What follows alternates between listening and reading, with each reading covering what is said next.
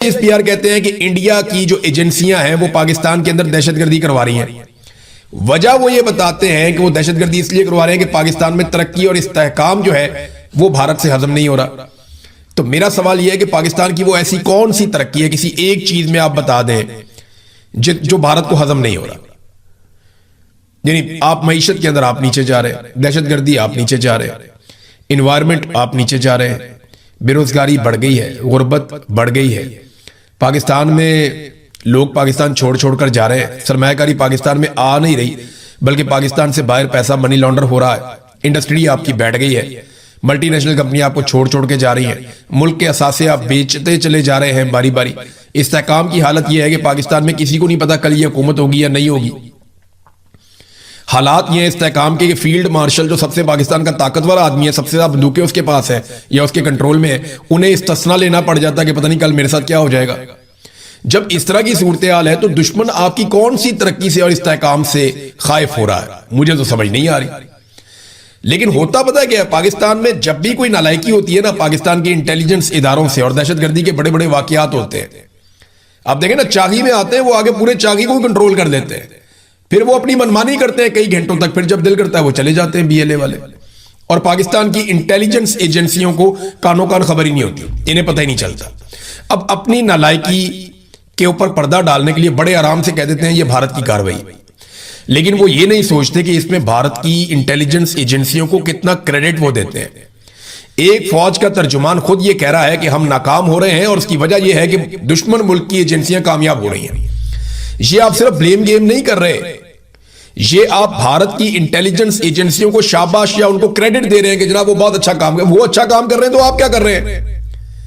आप क्या कर रहे हैं? आपने कहां पे रोकी दहशतगर्दी? लगातार दहशतगर्दी के वाकयात बढ़ते चले जा रहे हैं, एक के बाद दूसरा, तीसरा, चौथा, पांचवा, कहां पे जाके ब्रेक लगेगी? बाद में खबर दे दी जाती है जी हमने कामयाब ऑपरेशन किया। वो पता चला कामयाब ऑपरेशन ये था कि बुजुर्ग गए जाके उनसे बातचीत करके कबायली तरीके से वो अपने कुछ बाजियाब लोगों को वापस लेकर आए, लाशें भी जाके उन्होंने अपनी खुद उठाई और बजाय बंदे बाजियाब करवाने के वहां पे बंदे जो है वो शहीद हो गए। तो कामयाब ऑपरेशन आप किसे कहते हैं? जी हमारे जो है 42 मारे गए, उनके 50 मारे गए या 55 मारे गए। ये क्या बात हुई? ये कैसे हो सकता है कि सिक्योरिटी फोर्सेस का एक भी आदमी कत्ल किया जाए? आपको पाकिस्तान को अभी नौशकी के अंदर इत्तला आ रही है कि वहां पे पुलिस वालों पे फायरिंग हुई है, बहुत सारे जख्मी हो गए, 2 शहीद हो गए वहां पे भी।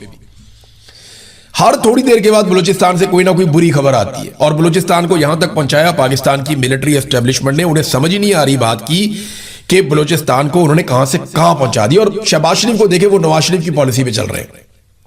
उन्होंने एक मर्तबा भी भारत का नाम नहीं लिया। डीजी आईएसपीआर सारा क्रेडिट भारत को देते हैं और शहबाज शरीफ साहब भारत का नाम भी नहीं लेते। भी वजीर आजम को भी बोले ना, इमरान खान तो बहुत खुलकर बात करते थे, जो बात जहां फिक्स होती थी वहां पे बात करते थे कि जनाब इसने ये किया, इसने ये किया, इसने ये किया। उन्होंने तो डोनाल्ड ट्रंप को भी जवाब दिया था, लेकिन शहबाज शरीफ साहब मुझे नहीं लगता कि ये जवाब दे पाएंगे। और साबित करना चाहते हैं कि बलूचिस्तान के हालात बिल्कुल नॉर्मल है, वहां पे रिट ऑफ द गवर्नमेंट कायम है और उसके लिए सहाफियों को इकट्ठा करते हैं, कभी यहां से, कभी वहां से, कभी वहां से। अब तो इनको सहाफी भी नॉन सीरियस किस्म के वाजुकात मिलते हैं। मैं हर दफा नहीं कह रहा, ज्यादातर उनको नॉन सीरियस किस्म के लोग ही मिलते हैं। जिन लोगों को सहाफत की अलिफ बे का भी नहीं पता, उन्हें भी इकट्ठा करके ये ले जाते हैं बलूचिस्तान में। क्या हो तुम्हें कोर्स करवाएं, आओ तुम्हें दिखाएं बलूचिस्तान के हालात कितने अच्छे हैं। इसी तरह अगर आप 60 और 70 की दहाई के अखबारात पढ़े ना, 60 से 70 के बीच का जो टाइम था, आप अखबारात पढ़ें, उस दौर की किताबों को आप कंघालें तो आपको पता चलेगा कि इसी तरह सहाफियों को जहाजों में भर भर के ले जाया जाता था। कहां पे? बांग्लादेश में। और वो वापस आकर ये खबरें देते थे जनाब वहां पे तो कमाल हो गया, पाकिस्तान के साथ मोहब्बत की वहां पे एक मिसाल कायम होगी, एक लाजवाल पाकिस्तान के साथ मोहब्बत की कहानियां उस दौर में उन लिखारियों ने लिखी हैं, अखबारात में छापी गई, किताबों में लिखी गई। तो वो यही कहानी हमें सुना रहे थे कि जनाब बंगाली तो मर मिटे पाकिस्तानियों के ऊपर, वो इधर वालों से बहुत प्यार करते हैं, वो इश्क करते हैं, वो पाकिस्तानी फौजियों को हार पहना रहे हैं, वो ये कहानियां हमारे यहाँ पे सब अच्छा की रिपोर्ट दी जा रही थी। और इसी तरह के सहाफियों को जो आज भी इनको मैसर है, उस दौर में मैसर से ले जाया जा रहा था और उस दौर में भी वही कहानियां थी जो आज भी है। मैं चंद अल्फाज आपको बताता हूं ना, ये अल्फाज कभी बदलेंगे ही नहीं। यानी फितना ये लफ्ज उस वक्त भी इस्तेमाल होता था, मुट्ठी भर शर पसंद ये भी उस वक्त कहे, आज भी वही कहते हैं। दुश्मन के आलाकार, ये तब भी था अब भी है। बैरूने मुल्क साजिशी अनासिर, ये तब भी है अब भी है। तरक्की से खौफजदा, ये तब भी है अब भी है। सीसा पिलाई दीवार बन जाएंगे, ये तब भी कहते थे अब भी कहते हैं। आजम का इजहार, ये हर दफा नए आजम करते हैं। इजाजत नहीं देंगे, यानी कोई यहां पे देखेगा आंख निकाल देंगे, इजाजत नहीं देंगे, ये बहुत पुरानी धमकी है। एज इट इज ये जुमले आज तक चल रहे हैं। फिर एक बड़ा खास जुमला, नाजुक मोड़, ये पाकिस्तान नाजुक मोड़ से ही गोल दायरे में घूमता जा रहा है, घूमता जा रहा है। मुल्क हमेशा इन्होंने नाजुक मोड़ पे ही रखा है।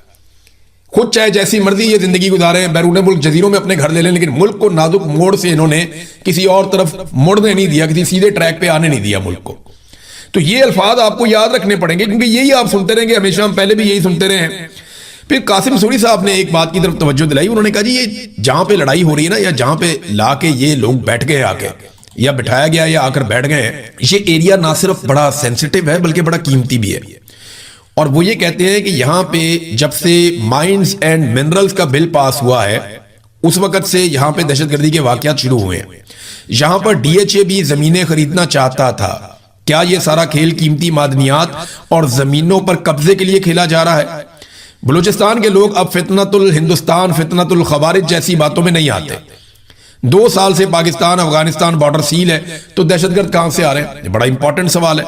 मैंने आपको बताया ना कि जो अफगान फोर्सेस थी, उनको भी अब पाकिस्तान के अंदर जो है वो बड़ी सहूलत मैसर है, वो भी यहां पे रहते हैं। नादरीन, एक और चीज मैं आपके सामने रखता हूं। ये मुफ्ती तकी उस्मानी साहब है, इन्होंने एक स्टेटमेंट दे दिया।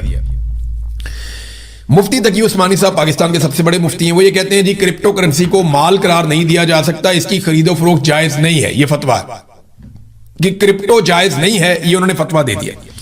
मेरा उनसे सवाल है कि मुफ्ती तकी उस्मानी साहब आप ये बताएं कि क्या फार्म 47 के ऊपर बनाई हुई जाली हुकूमत जायज है? उस पर भी आप बता दें। उसको चलाना ये जायज है? जिन्होंने बनाई उन्होंने जायज काम किया? किसी सरकारी मुलाजिम का अपने हलफ की खिलाफ वर्जी करना और बार बार करना, क्या यह जायज है? गरीब के नेफे में पिस्तौल चला देना और अमीर के नारे के साथ लड़क जाना, क्या यह जायज है? बताएं ना, इसके बारे में भी आप अपनी राय जरूर दीजिएगा कौम को। फिर यह बताएं कि ताहयात ओहदे और इस्तिस्ना लेना, क्या यह जायज है? डोनाल्ड ट्रंप को नोबेल इनाम के लिए नामजद करना, क्या यह जायज है? इसके ऊपर भी आप लबकुशाई करें, जरा पता चले पाकिस्तानियों को मजीद चीजों के बारे में आपकी राय उनके सामने आनी चाहिए। नाज़रीन, कश्मीर के बारे में मैं एक चीज आपको बताऊं, वहां पे ना एक बड़े ऑपरेशन की मनसूबाबंदी की जा रही है। जो कश्मीर में हमारे दोस्त हैं वो जरा आप खबरदार रहे। मेरे पास 3 सोर्सेज से ये इत्तला आई थी, मैं इसको कंफर्म कर रहा था और अब मुझे समझ भी आ रही है इस बात की कि क्यों एक ऑपरेशन की प्लानिंग की जा रही है। कश्मीर में एक बात तो बड़ी क्लियर कर दी गई है कि या तो इलेक्शन मुलतवी किए जाएंगे कश्मीर में, या फिर एक ऑपरेशन किया जाएगा और वो ऑपरेशन इसी हफ्ते के अंदर होगा, क्योंकि ऑपरेशन से पहले इनको कम से कम 2 हफ्ते चाहिए कंपेन के लिए, निकलने के लिए, कोई ना कोई चीजों को आगे पीछे करने के लिए। या तो इनको इलेक्शन चंद महीने आगे लेकर जाना पड़ेगा और इस चीज को डिफ्यूज करना पड़ेगा। बसूरत दीगर इसी हफ्ते में खुदा ना खास्ता कश्मीर के अंदर एक खौफनाक ऑपरेशन हो सकता है और इस ऑपरेशन के अंदर काफी नुकसान भी हो सकता है। इसकी प्लानिंग की जा रही है और इसके अंदर किस तरीके से ये ऑपरेशन किया जाएगा मैं अभी कुछ कहना नहीं चाहता, लेकिन मेरे सोर्स ने मुझे ये बताया कि हर तरह का सामान इस्तेमाल किया जाएगा, पूरे वसाइल लगाए जाएंगे और इसको वंस फॉर ऑल किया जाएगा। एक ही दफा करें और सब खत्म करें, दोबारा ये कभी इकट्ठे ना हो। और खास तौर पे जो 4-6 लोग मेन टारगेट हैं उनको अचीव करने की कोशिश की जाएगी इस मर्तबा। ये है नाज़रीन सूरत हाल कश्मीर की। लेकिन कश्मीर के लोग पीछे हटने को तैयार ही नहीं है, वो एक कदम पीछे नहीं हटते। हाँ, रजा डार के बारे में कहते जी आजकल बात नहीं हो रही, वो मीडिया को मना किया गया। डार फैमिली का आदमी है ना, इसाक डार का नवासा है, तो फिर कैसे हो सकता है? रजा डार के बारे में बहुत सारे लोग कह रहे थे बात नहीं हो रही, तो मैं एक खबर फिर मैंने निकाली है और पुलिस जराये से मुझे पता चला है जो लोग परेशान हैं रजा डार के बारे में वो बिल्कुल परेशान ना हो, बिल्कुल आराम में है, सुकून में है, उसे किसी किस्म की कोई दिक्कत नहीं है, कोई तकलीफ या तंगी नहीं है, बिल्कुल वो मजे में है और बड़ी जल्दी जो है ना, बड़ी तेजी से उसको बाहर निकालने का काम वो भी जारी है और उसके रास्ते पे तेजी से काम हो रहा है कि किस रास्ते से इसको बाहर निकालना है, तो वो बाहर भी आ जाएगा। ज्यादा फिक्र करने की जरूरत नहीं है। जो लोग हलकान हो रहे हैं, दुबले हुए जा रहे हैं कि डार फैमिली का शाही खानदान से एक लड़का इतनी देर तक जेल में कैसे रह सकता है, सुलाखों के पीछे कैसे रह सकता है, वो बिल्कुल कंफर्टेबल है, बेहतरीन सहूलियात उसको मैसर है, वो बहुत मजे में अपनी जिंदगी गुजार रहा है, वो एसी के अंदर है, बेफिक्र रहे, कुछ नहीं हुआ उसे और ना कोई उसके साथ सख्ती की गई है, ना उससे कोई सख्त सवाल करने की जुर्रत कर सकता है। तो तो जल्द वो बाहर भी आ जाएगा। नाज़रीन, जाते जाते क्योंकि मैंने पिछले वीलॉग में आपसे कहा था, तो मैं इस वीलॉग में आपको जरूर बताता हूं कि आलिया हमजा ने जेल से बैठकर मरियम नवाज को जवाब क्या दिया। आलिया हमजा ने कहा कि जनाब, आपने कहा कि आपकी जेल में ये हो गया वो हो गया, तो अब आलिया हमजा ने जवाब दिया कि हमारी जेल क्या है और आपकी जेल क्या है। मरियम नवाज साहिबा, आपकी जेल में एक अलग कमरा, अटैच बाथरूम, वॉक के लिए अलग जगह और ऊपर शेड मौजूद था, जबकि 120 खवातीन की बैरक में 2 बाथरूमों पर गुजारा हम कर रहे हैं।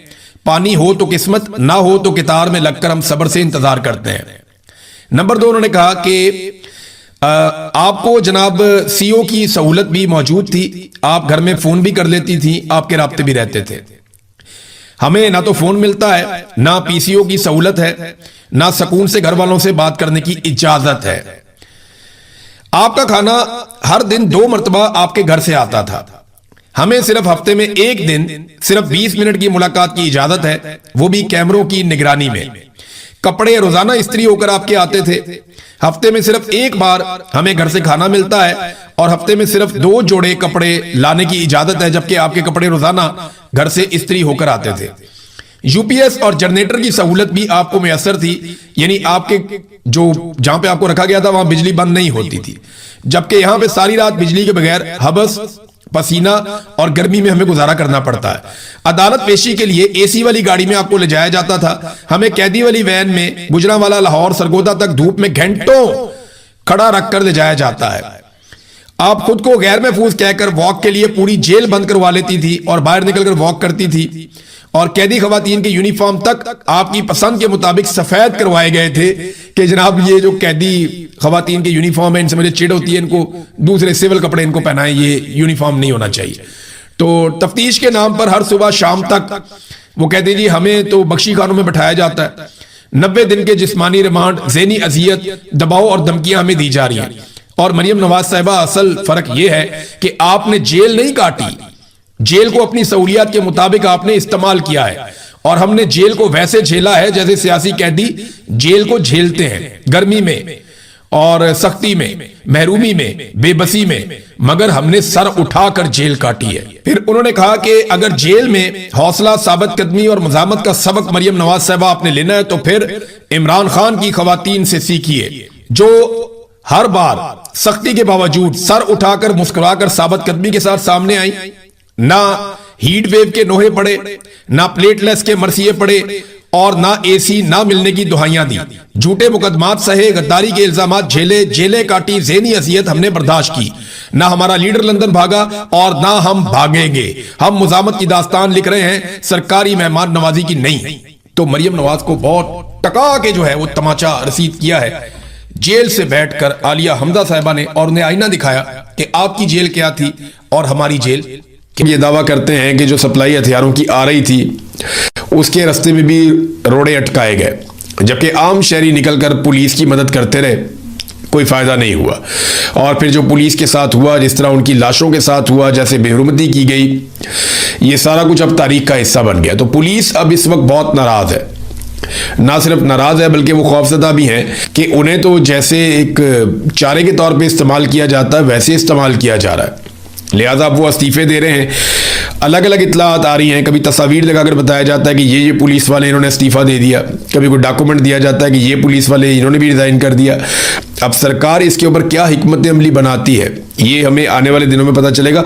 लोग काफ़ी नाराज़ हैं बलूचिस्तान में, वो इस वजह से भी नाराज़ हैं कि हमारे वसाइल के साथ, यानी हमारे पैसे पे लिए हुए कीमती जहाज़ों पे बैठकर शहबाज शरीफ और फील्ड मार्शल क्वेटा आए, लेकिन उन्होंने हमारी बात ही नहीं सुनी, हमारे शिकवे, हमारे गिले सुने ही नहीं। तो इस बात के ऊपर उन्हें काफ़ी तकलीफ है। जो वज़ीर दाखिला है, जिसको इस वक्त बलूचिस्तान में होना चाहिए था, वो वर्ल्ड टूर कर रहा है, कभी अक़वाम मुत्तहिदा के अंदर, कभी कहीं पे, कभी कहीं पे। फिर ज़ोदान ममदानी से मुलाकात करनी है अमेरिका में, जो न्यूयॉर्क का मेयर है, उभरता हुआ लीडर है और बहुत तगड़ा सियासी लीडर है वहाँ पे अमेरिका में, और बड़ी मकबूलियत है उसकी पब्लिक में। उससे भी मुलाकात के लिए दावे किए जा रहे थे, वो मुलाकात तो कटाई में पड़ गई। उसकी वजह यह है कि मोहसिन नकवी के बारे में पाकिस्तानियों ने अमेरिका में बाकायदा ये ट्रेंड चलाया, और अमेरिकन सरकार को तो वो नहीं कायल कर सके क्योंकि वहाँ पे डोनाल्ड ट्रंप है, उसको कोई फ़र्क नहीं पड़ता। लेकिन ज़ोदान ममदानी जो हैं जो मेयर है न्यूयॉर्क का, उसकी टीम के साथ रब्ता किया, उन सबको टैग करके बाकायदा कंपेन चलाई।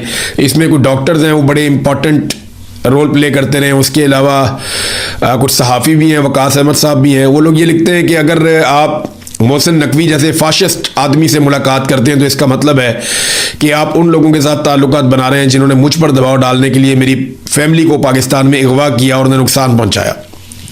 ये काम तो अहमद नूरानी साहब के साथ भी किया गया, शहबाज गिल के साथ भी किया गया, उनका भाई उठा लिया, यहाँ पे जो शहजाद अकबर साहब हैं उनके साथ ये किया गया, अजहर मशवानी के साथ ये किया गया, कई लोगों को खुद अगवा किया गया, कई लोगों की फैमिलियों को अगवा कर लिया गया, कई लोगों के ख़ानदानों को दरबदर कर दिया गया। तो ये सब की कहानी है।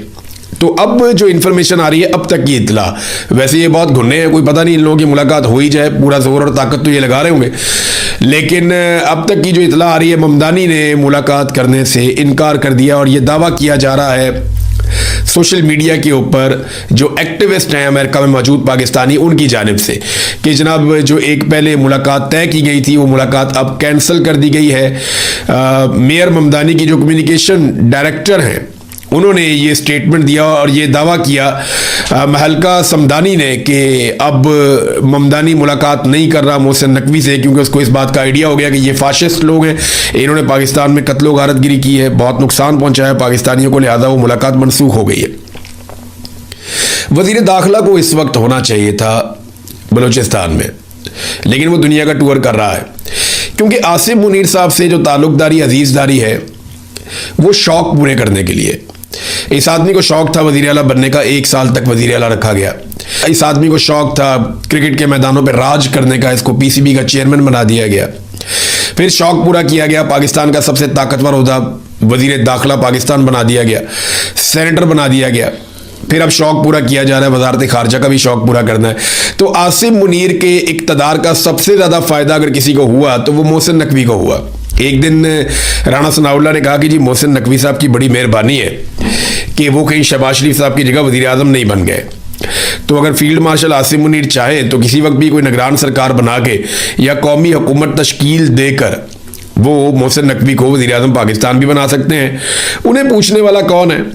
जो दिल करता है डंडे के जोर पे करते चले जा रहे हैं। पाकिस्तान में कश्मीर के हालात नादरीन यहाँ तक पहुँच गए हैं कि जेलों की सूरत हाल काफ़ी ख़राब है। मुझे कई लवाहिकीन ने बताया कि जेलों के अंदर जो उनके प्यारे बंद हैं या जिन्हें पकड़ लिया गया इस तहरीक के दौरान, उन्हें मजबूर किया जा रहा है वीडियो बयानात देने के लिए। ख़ास तौर पे मैंने आपको पहले बताया था कि अहमद फरहाद साहब पे बहुत दबाव है और उन्हें कहा जाता है कि आप एक वीडियो बनाएं और वीडियो बनाने के बाद आप अपने घर जाएं, लेकिन वो वीडियो बनाने से इनकारी है, वो वीडियो बना नहीं रहे। अच्छा, मेरे ख्याल में अगर वो वीडियो बना भी देंगे ना तो उनको इतनी जल्दी नहीं छोड़ेंगे जब तक कि ये मामला पूरा रिजॉल्व नहीं कर देंगे। अब उन्हें बहुत सारी वीडियोस चाहिए। करेंगे वो ये कि जिस वक्त ऑपरेशन करेंगे इन वीडियोस को साथ चलाएंगे, अवाम के कुछ इंटरव्यूज साथ चलाएंगे सेलेक्टिव किस्म के, कुछ सियासतदान अपने लोगों को इकट्ठा करेंगे, उनके इंटरव्यूज करवाएंगे।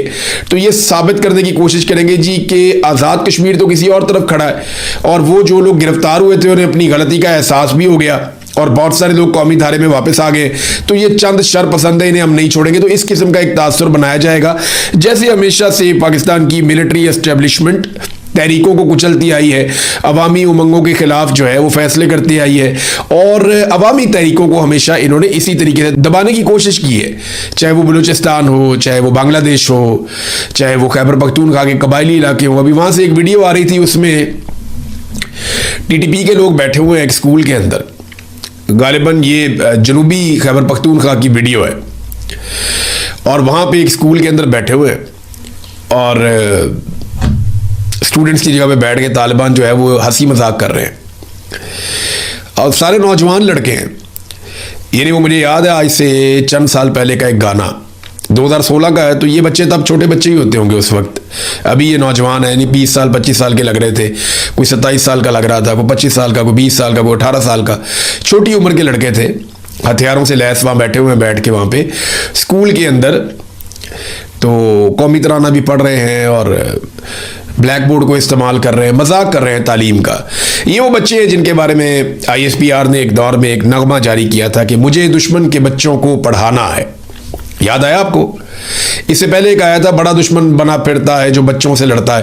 फिर हमने देखा कि पाकिस्तान की मिलिट्री एस्टेब्लिशमेंट खुद ही बच्चों से और खवातीन से लड़ पड़ी। लेकिन फिर उन्होंने कहा जी मुझे दुश्मन के बच्चों को पढ़ाना है। और वो दुश्मन के बच्चे जो है वो पढ़ने के लिए आए, बंदूकों समेत स्कूल के अंदर जाके पढ़ा लें उन्हें। ये हालात जानबूझकर ऐसा लगता है कि पैदा किए जा रहे हैं। अफगानिस्तान की तो सरहदी सील है, तो दहशतगर्द आते कहाँ से हैं? ये कहीं से नहीं आते, इनको यहीं पे सहूलत दी जाती है। ये जो गुड तालिबान है ना, ये है सारा मसला।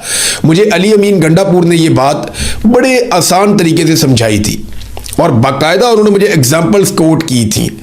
गंडापुर ने मुझे कहा था कि फौज खेलती है गुड तालिबान और बैड तालिबान करके। जो बैड तालिबान है उनको ये कहते हैं मारो, और उनको मार के ये दुनिया को बताते हैं कि जनाब देखें हम कितने अच्छे लोग हैं। और इन्होंने अपने गुड तालिबान भी रखे हुए हैं जिनके जरिए से ये निज़ाम को कंट्रोल करते हैं और जगहों पे कब्जा करते हैं और बड़े तरीके से वसाइल को कंट्रोल करते हैं। और जब लोग इनके रास्ते में रुकावट बनते हैं तो ये गुड तालिबान को उस इलाके के अंदर भेज देते हैं। ये बात मुझे अली अमीन गंडापुर ने उस वक्त बताई जब वो वज़ीर आला पंजाब थे। बहरहाल इस वक्त बलूचिस्तान के अंदर इस्तीफे आ रहे हैं, बलूचिस्तान के अंदर धरने चल रहे हैं, कश्मीर के अंदर भी ऐसी सूरत हाल चल रही है। कश्मीरी अपने हक के लिए डट गए हैं। तो अब पाकिस्तानियों की रिस्पॉन्सिबिलिटी है कि जहां जहां उन्हें मौका मिले वो कश्मीरियों की आवाज़ पूरी दुनिया तक पहुंचाएं। कश्मीरी खुद भी बड़े तगड़े ज़ोरदार तरीके से अपनी आवाज़ दुनिया तक पहुंचा रहे हैं। नाज़रीन, खैबर पख्तूनख्वा में जो मुराद वाला बिल आया था, जो एक कानून पास किया गया, उस पर गवर्नर खैबर पख्तूनख्वा ने बहुत अजीबोगरीब स्टेटमेंट दे दिया। गवर्नर ने कहा जी मैं इसके ऊपर दस्तखत ही नहीं करूंगा। गवर्नर ने यह भी कहा कि ना सिर्फ मैं इसके ऊपर दस्तखत नहीं करूंगा बल्कि मैं इसकी मुखालफत करूंगा, मैं इसके ऊपर इख्तलाफी नोट लिखूंगा। इस तरह की बातें गवर्नर खैबर पख्तूनख्वा ने कही। लेकिन दरअसल उन्होंने किया क्या, ये किस्मत खान साहब तो डॉक्यूमेंट साथ लेकर आ गए, उन्होंने सारा पोल खोल दिया। मामला ये हुआ कि 30 अप्रैल को ये बिल पास करवाया गया था असेंबली से। उसके बाद ये चला गया दस्तखत के लिए गवर्नर के पास। तो गवर्नर को उस वक्त लिखना चाहिए था इख्तलाफी नोट, लेकिन ठीक 6 दिन के बाद गवर्नर ने इस बिल के ऊपर दस्तखत कर दिए 6 मई को। यानी उनके पास 10 दिन का टाइम था कि 10 दिन के अंदर अंदर वो इख्तलाफी नोट लिखकर नजरसानी के लिए इस कानून को वापस भिजवा सकते थे। लेकिन गवर्नर ने 6 मई को इसके ऊपर दस्तखत कर दिए और इसे फौरी तौर पे कानून बना दिया और उसके बाद चुप करके बैठ गए खामोशी से।